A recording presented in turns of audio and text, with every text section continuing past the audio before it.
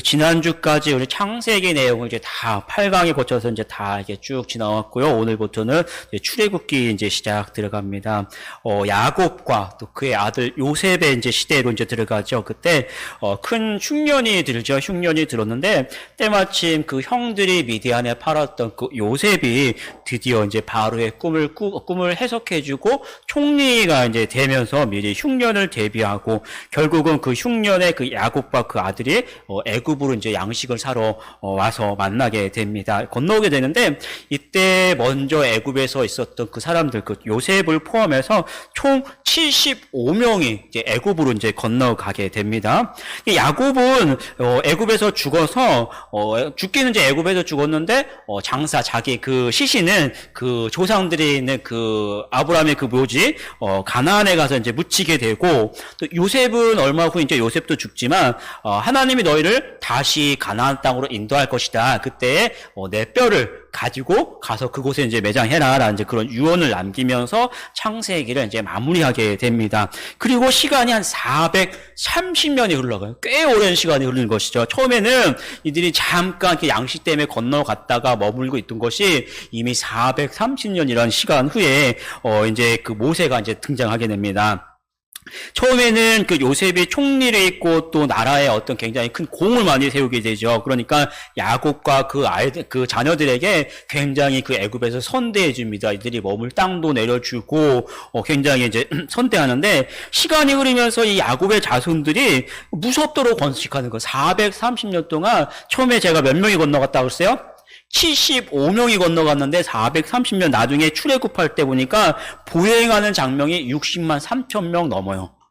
그러니까 남녀죠. 남녀 또 어린이까지 포함하면 200만 명에서 400만 명까지 건너가는 거예요.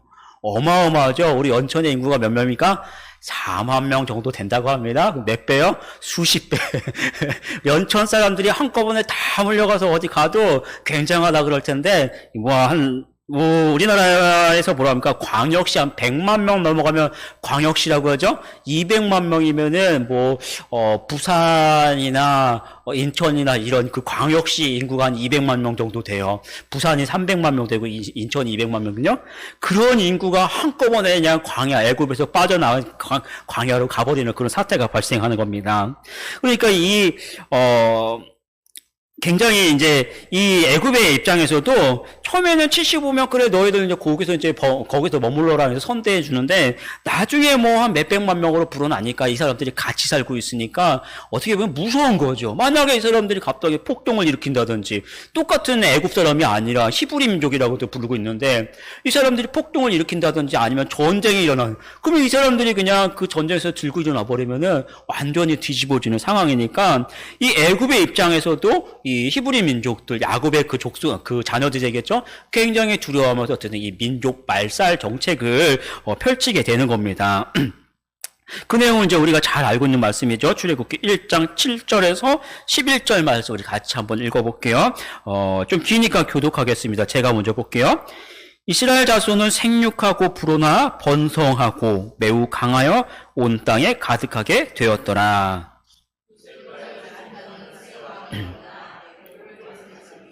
이제 이 요셉을 알지 못하는 새 왕이 일어났다라는 건 새로운 왕조가 쿠데타를 일으켜갖고 새로운 왕조가 이제 형성이 됐다라는 거 이야기합니다. 9절 제가 볼게요. 그가 그 백성에게 이르되 이 백성 이스라엘 자손이 우리보다 많고 강하도다.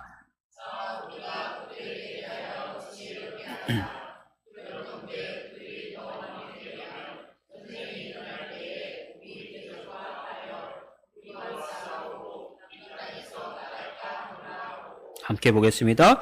감독들을 그들을 위해 세우고 그들에게 무거운 짐을 지워 괴롭게 하여 그들에게 바로를 위하여 국구성 비돔과 라암셋을 건축하게 하니라. 이제 너무 불어나니까 이제 민족 말살 정책이 처음에 이제 1단계, 2단계, 3단계를 볼 수 있습니다. 성경을 보면은 처음에 보면은 이제 국구성 비돔과 라암셋을 건축하게 하라라고 이제 기록하죠. 그러니까 라암셋이라는 라신을 섬기는 신전을 이야기합니다. 신전인데 신전을 건축하면서 그 신전 안에 신상과 무기와 곡물과 이런 것들을 보관하는 어마어마하게 큰 큰 이제 창고를 이제 짓게 하는 것이죠.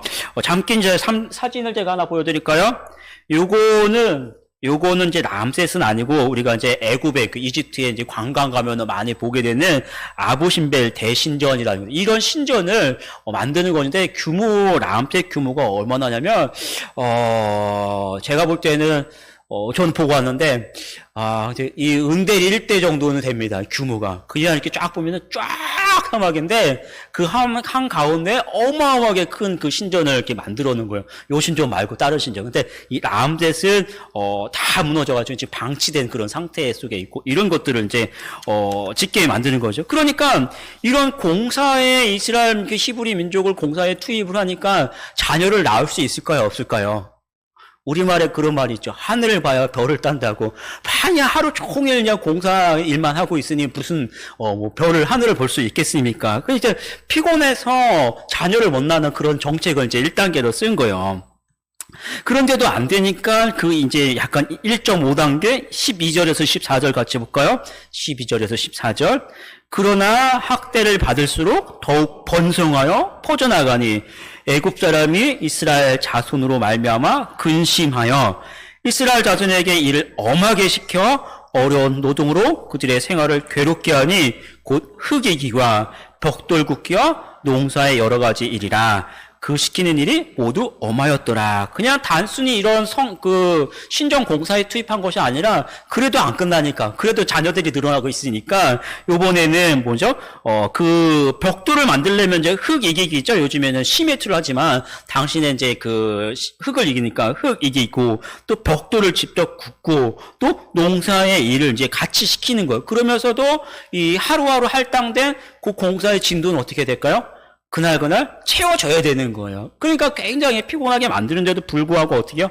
이 불어나는 자녀들의 줄지가 대단한 민족이죠. 우리는 하루 노동하고 나면 어떻게 해요? 그냥 피곤하다 잠자잖아요. 자느라고 애 낳을 시간이 없는데 이 사람들은 그래도 불어나고 있는 거예요. 그러니까 이제 2단계로 넘어갑니다. 처음에는 그냥 일 이제 고되게 시키면 이제 자녀들이 더 안 늘어나겠지 그랬는데 안 되니까 우리가 잘 알고 있죠. 히브리 산파들에게 남자 가서 너희들이 아이들을 받을 때 남자가 나면 죽여버려라 몰래. 그거죠. 이게 적극적으로 하면은 또 욕을 먹으니까 살짝 죽여버려라 그렇게 얘기하는데 어떻게 합니까? 이 히브리 산파들이 왕의 명령보다도 하나님을 더 두려워하니까, 그렇게 이제 복종하지 않는 것이죠. 그리고 나서 뭐라고 합니까? 아이고, 이 히브리인들은 하도 건강해서 우리가 가기 전에 벌써 애 낳았습니다. 그렇게 이제 거짓 보고를 하는 겁니다. 2단계도 그렇게 실패를 하고 나니까 나중에 이제 3단계로 직접적인 명령을 하면 히브리인들이 아이를 낳으면 남자아이를 낳으면 그대로 나일강에 갔다가 던져버려라 라고 부모에게 명령을 하는 거예요. 이제 어기면은 죽을 수밖에 없겠죠. 그러면 어떻게 됩니까? 남자아이가 없으면은 여자아이만 낳으면 어떻게 돼요? 여자아이는 여자아이대로 애굽 민족의 동화가 되면서 그 여자아이들은 성장해서 애굽인과 결혼하게 되면은 재산은 재산대로 늘지만 어떤 이제 그 히브리 민족들은 이제 사라지는 그런 이제 정책을 쓰게 되는 것이죠.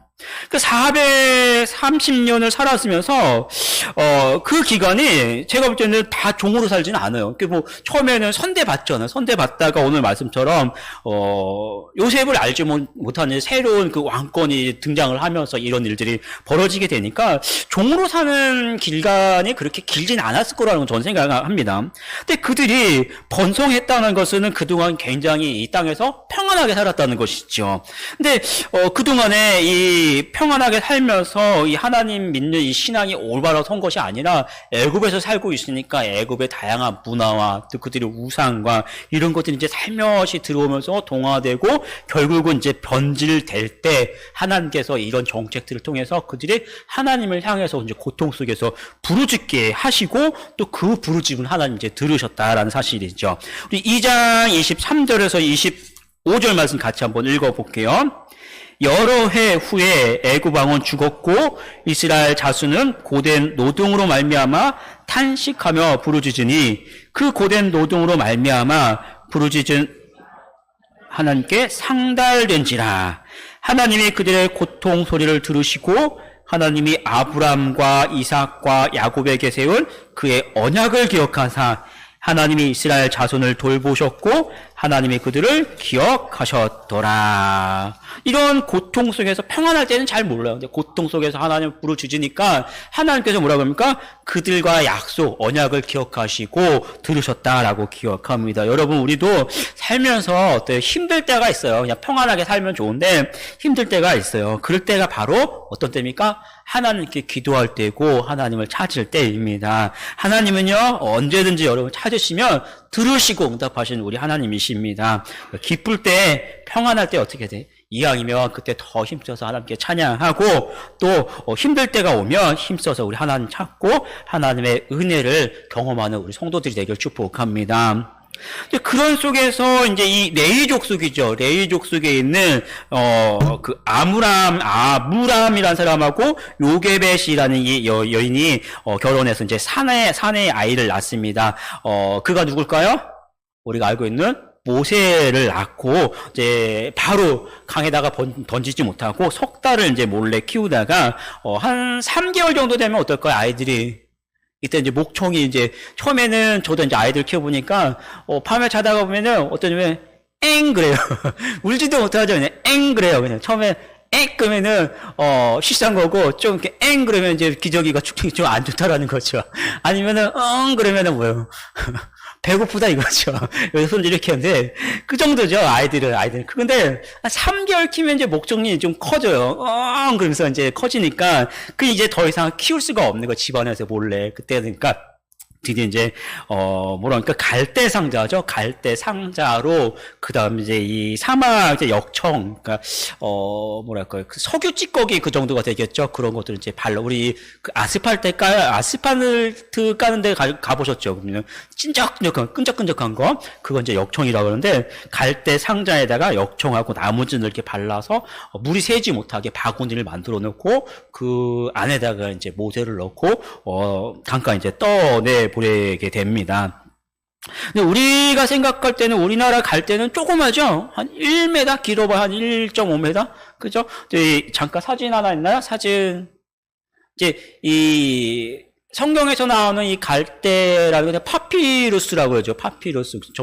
저기 이제 나일강에 자생하는 그 갈대류인데, 키가 적어도 한 2m에서 한 3m까지, 4m까지 가는 게 굉장히 많고, 그 다음에 뭐 굵기로는 한 손가락 굵기 정도 됩니다. 그래서 저거를 두들겨서, 이렇게 쭉 펴면은 섬유질이죠. 섬유질이 굉장히 질기기 때문에, 성경에서는 그 파피루스, 성경을 기록했던 그런 종이, 원지가 나오기도 하고 그런 어떤 바구니를 만들어서 저런 일들을 이제 하기도 합니다. 저런 파피루스라는 걸 합니다.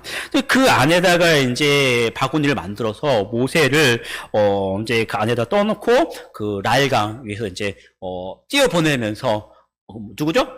누나가 있었죠. 미리암. 그 누나를 이제 보내면서 어떻게 되나 네가 살펴봐라 라고 이제 그런 일이 벌어집니다.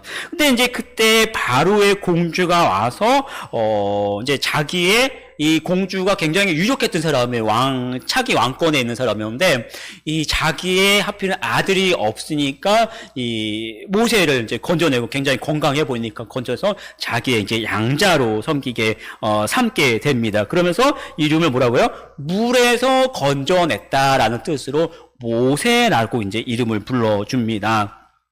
그래서 그 후에 이제 그 미리암이 이제 쳐다보고 있었잖아요. 그래서 이제 쫓아가지고 이 아이의 엄마를 내가 유무로 데려오겠다라고 해서 모세가 궁궐에서 자라면서 왕의 그 학문을 이제 똑같이 배우면서 동시에 누구한테 자기 친엄마의 젖을 먹고 엄마의 신앙을 배웠던 거 동시에 같이 하게 되는 것이죠.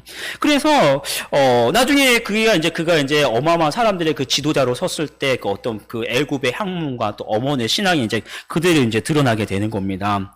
그래서 어떻게 보면요, 세상의 교육, 여기서 보는 게 세상의 교육과 가치관은 굉장히 중요하죠. 그리고 학교 가서 배우는 것도 굉장히 중요한데 또 한편으로는 그 엄마의 그 사랑과 신앙을 받았다는 것이 얼마나 중요한 건지 또 여기서 한번 드러나게 됩니다. 우리 성도님들도 보면은 성경에 보면요, 아빠의 축복이 많이 나요. 아버지의 축복, 아브람, 이삭, 야곱, 요셉 다 어때요? 다 죽을 때 마지막 순간에 자기 아들들에게 이제 축복해 주잖아요. 그리고 그 축복이 하나는 그대로 임해서 자녀들에게 아버지의 축복이 임한 굉장히 많이 나옵니다. 아버지들도요, 아버지의 축복 굉장히 중요한 거. 하나님께서 여러분의 권위를 세워주십니다. 여러분들이 항상 자녀들에게 축복해 주세요. 여러분들이 기도해 준 그대로 자녀들이 성장한 줄 믿습니다. 예, 아멘. 그 다음에 어머니도 마찬가지예요. 여기서 이 이야기처럼 어머니의 사랑과 어머니의 신앙, 이게 자녀들한테 그만큼 이렇게 위대한 거예요. 항상 자녀들 위해서 기도하고, 그 기도하는 거 내 생명 다 마지막 순간까지도 포기하지 마십시오. 하나님 틀림없이 들으시고 응답해 주신 줄 믿습니다. 이 애굽인이 이제 히브리 나중에 이제 이 바로가 다 모세가 다 큰 다음에 이제 애굽인이 그 히브리인들이 때리는 것을 보죠. 그 다음에 이제 딱 둘러보니까 엄마의 사랑과 자기 민족성 정체성을 아니까 애굽인이 히브리인을 때리는 거 있으니까 화가 나는 거예요. 자기가 애굽에 어떻게 보면 왕자잖아요. 그럼에도 불구하고 그러니까 이렇게 딱 둘러보니까 아무도 없으니까 어떻게 가가지고 한번 빵 때리니까 이 왕자로 컸으니까 워낙 힘이 강하니까 한번 딱 때리니까 나가 떨어져서 죽어버리는 그런 일이 벌어지는 것이죠. 그리고 그만큼 그런 거 보면 이 애굽 사람 어떻게 보면 애굽 사람인 줄 알고 그렇게 궁궐에서 이렇게 컨데도 불구하고 자기 안에는 히브리 민족의 어떤 그런 사랑, 신앙이 그대로 남아있었던 것이죠. 다음날 안 걸리는 줄 알고 다음날 가봤는데 이번에는 히브리 사람끼리 서로 자기 식구들이죠. 식구끼리 싸우고 있으니까 야, 너 왜 너희들끼리 싸우냐, 이 고생하면서 너희들끼리 뭉쳐야지. 그렇게 이제 중재하려고 하는데 뭐라고 합니까? 우리 14절 같이 한번 읽어볼게요. 14절 시작. 그가 이르되 누가 너를 우리를 다스리는 자와 재판관으로 삼았느냐? 내가 애굽 사람을 죽인 것처럼 나도 죽이려느냐? 모세가 두려워하여 이르되 일이 탈로 되었도다. 그러니까 자기는 안 보는 줄 알고 이렇게 둘러보고 안 보는 줄 알고 그런 일들을 벌였는데 다 사람들이 보고 있었던 거예요. 그러면 어떻게 될까요? 자기의 정체성에 드러나는 거예요. 여기서는 모든 사람들이 나는 애굽인인 줄 알고 있었는데 그 어렸을 때부터 본래 신분이 역시 히브리인이었구나라는 천한 신분이 드러나게 되는 굉장히 무서운 것이죠. 하물며 그러면 이제 히브리 사람이 애굽 사람을 죽였다. 그건 국가 반역이 되는 것이죠. 아무리 그런 이제 직접적인 왕은 아니니까. 그러니까 굉장히 두려워서 결국은 도망가게 됩니다. 미디안 광야로 도망을 가서 거기서 이제 장인이 되는 이드로, 그 다음에 아내 누구죠? 십보라. 그 다음에 결혼해서 두 아들 이제 게르솜, 엘리에셋 이런 사람들을 낳게 됩니다. 그러니까 여러분 그 애굽은요 강이 있으니까 주로 생업에 종사했던 게 뭘까요? 강이 있으니까.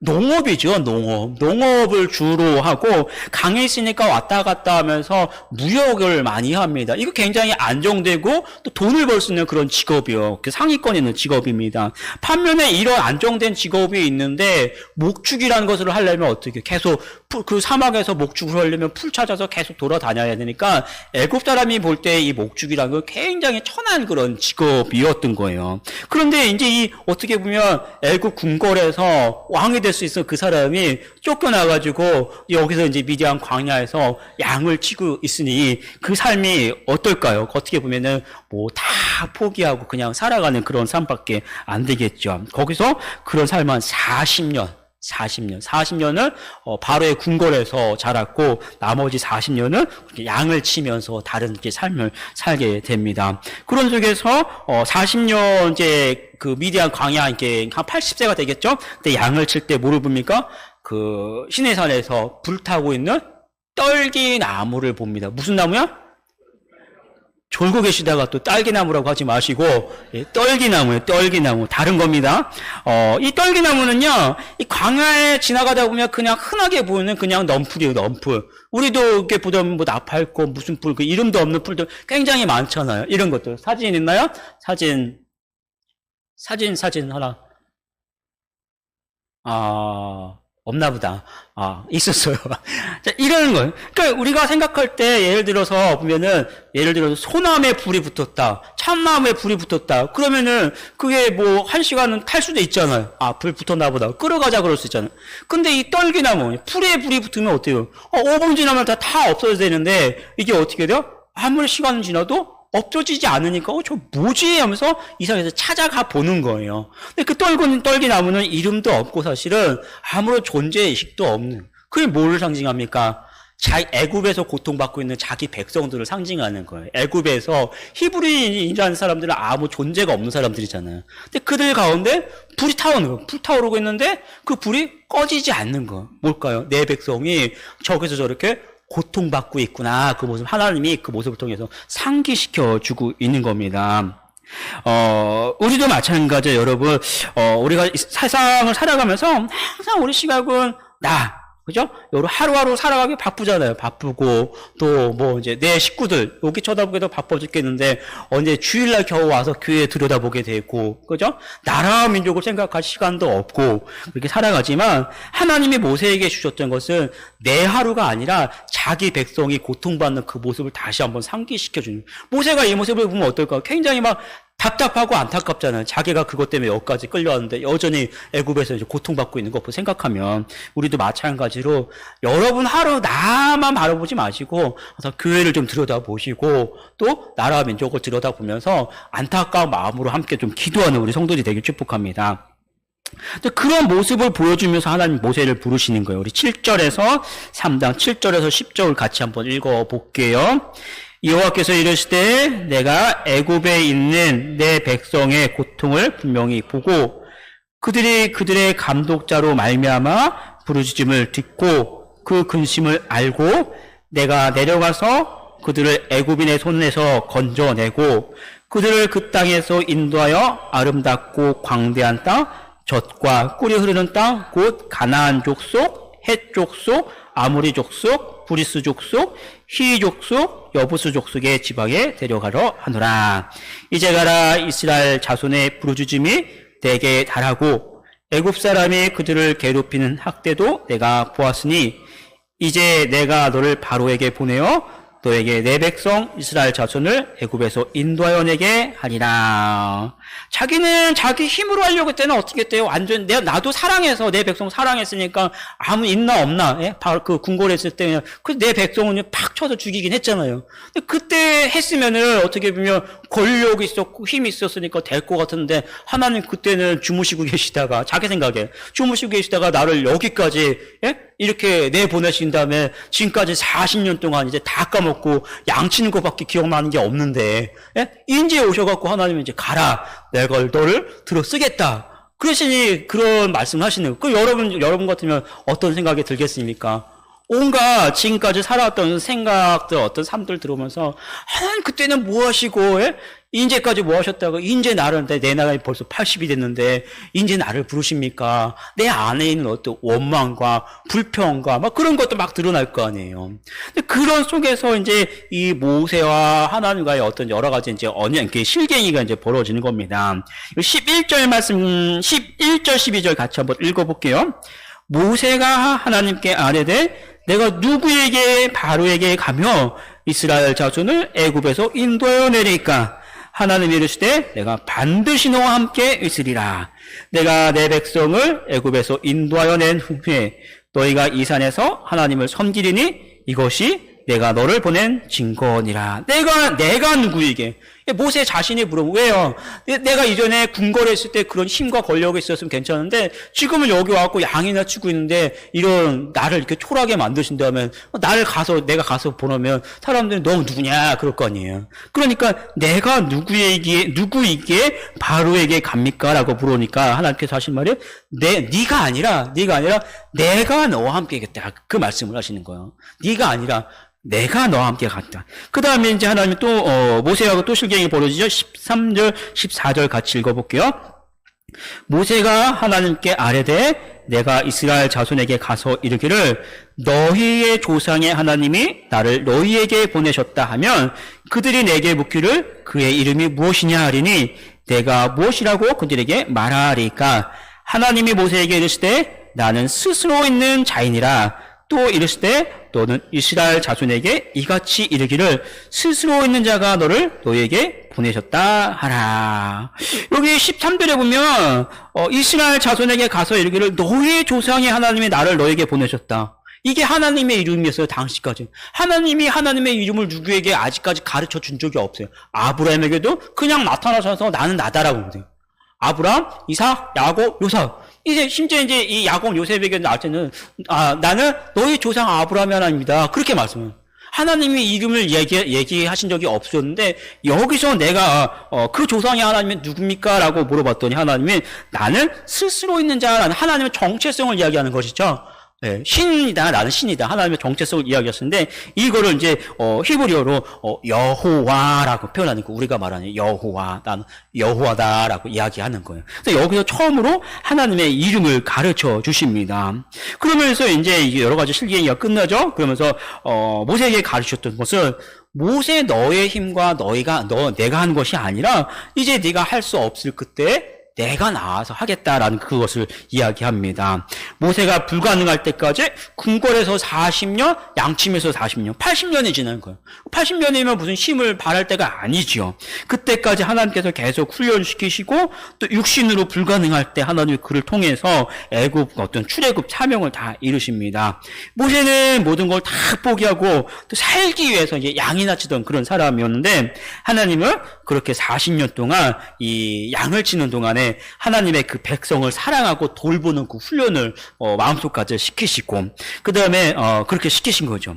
그러니까 여러분 하루하루도 하나님의 뜻을 이루는 귀한 날들입니다. 여러분 일상에서도 항상 성실하고 또 하나님께 충실하게 하나님을 섬기기 축복합니다. 우리 이렇게 보면 80이 넘기신 분들도 계속 계신데 그런 분들도 항상 하나님 부르시는 그날까지 우리 교회에 위해서 또 자녀들에 위해서 계속해서 기도하시고 또 기도로 우리 섬기는 우리 성도들이 되길 축복합니다. 기도하겠습니다.